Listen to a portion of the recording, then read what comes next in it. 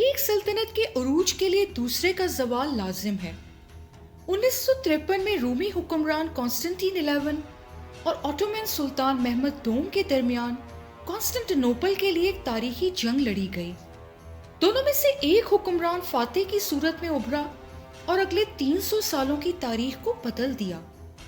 ناظرین، کانسٹنٹینوپل وہ شہر تھا جس کا مقصد دنیا کا مرکز ہونا تھا۔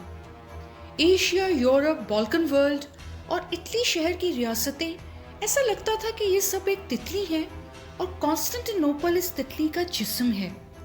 یہ ہر حکمت عملی کی جگہ کے علاوہ بھی بہت اہم تھا۔ یہ سلطنتوں اور تہذیب کی تہوں کی نمائندگی کرتا تھا۔ اسے ہمیشہ وعدے کی سرزمین کے طور پر دیکھا گیا۔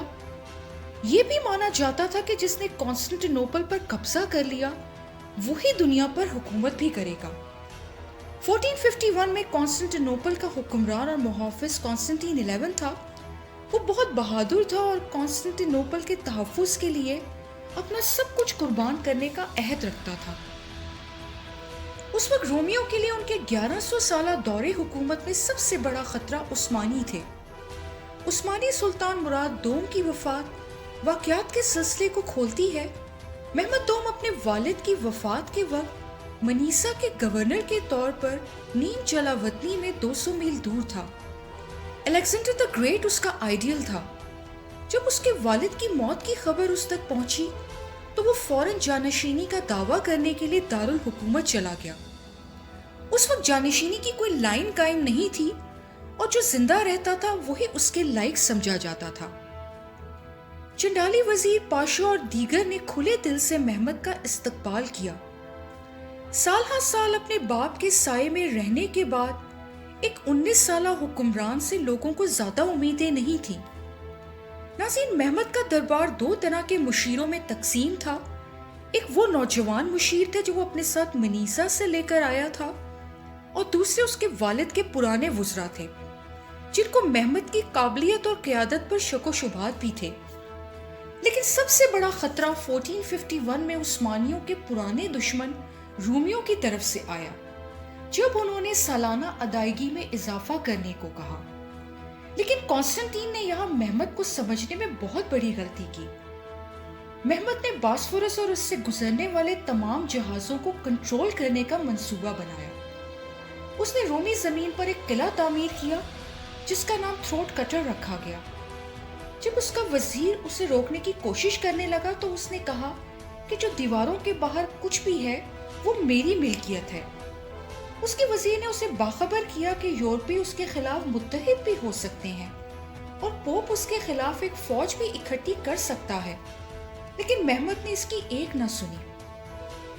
ناظرین، کانسٹنٹین نے محمد کے حملے کو روکنے کے لیے تحفے اور پیغامات بھی بھیجے کیونکہ اسے فی الحال فوج اور پوپ کی مدد کا انتظار تھا۔ لیکن محمد نے بہت ہوشیاری سے کام لیا۔ اس نے 6 مہینے کے اندر 80,000 کا لشکر اکٹھا کیا اور کانسٹنٹینوپل کی طرف روانہ ہو گیا۔ محمد نے بہت جلد رومی چوکیوں پر قبضہ کر کے انہیں تباہ کر دیا۔ کانسٹنٹین اس سے مزید تنہا رہ گیا، لیکن عثمانی جنگی مشین میں سب سے بڑا اضافہ ہونا بھی باقی تھا۔ ایک سب سے بڑی ڈیزائن کی گئی توپ جسے بیسیلیکا کہا جاتا تھا، ناظرین اس طرح کی توپ لوگوں کے تصور سے بھی باہر تھی۔ مارچ 1453 میں عثمانیوں نے کانسٹنٹینوپل کی طرف 148 میل کا مارچ شروع کیا۔ محمد کی فوج میں سب سے زیادہ خطرناک جنگجو جینیسریز تھے، جنہیں غلام بچوں کے طور پر لیا گیا اور بعد میں انہیں دائرہ اسلام میں داخل کیا گیا۔ ناظرین، اسے یورپ کی پہلی تیار فوج بھی شمار کیا جاتا تھا۔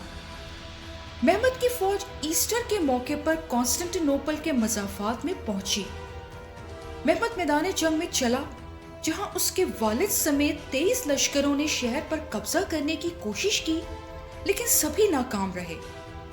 محمد اپنے مستقبل کے بارے میں یکسر لاعلم تھا۔ 6 اپریل کو محمد نے کانسٹنٹین کو جنگ بندی کی حتمی پیشکش بھیجی، لیکن اس نے اس پیشکش کو ٹھکرا دیا۔ اس کے بعد محمد نے اپنی فوج کو توپیں تیار کرنے کا حکم دیا۔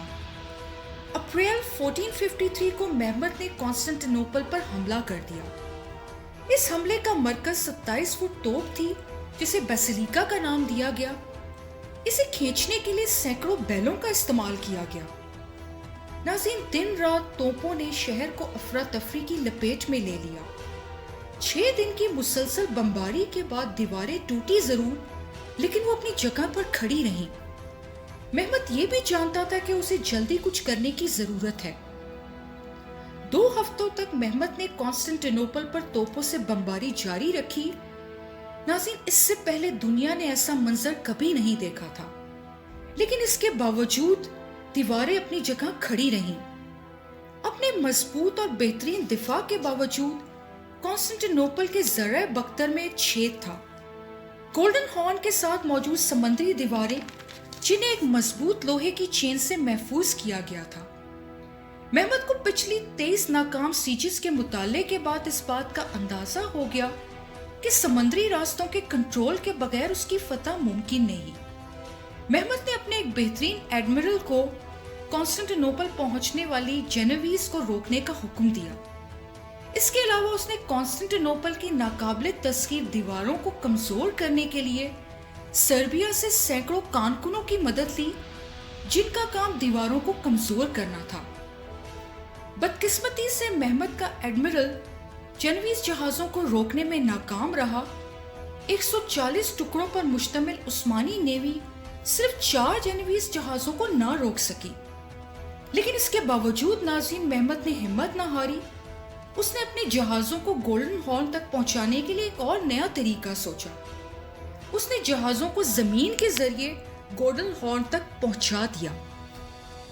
उस जमाने में फल्कियात और इल्म नजूम की मशक करने की बहुत बड़ी रिवायत मौजूद थी।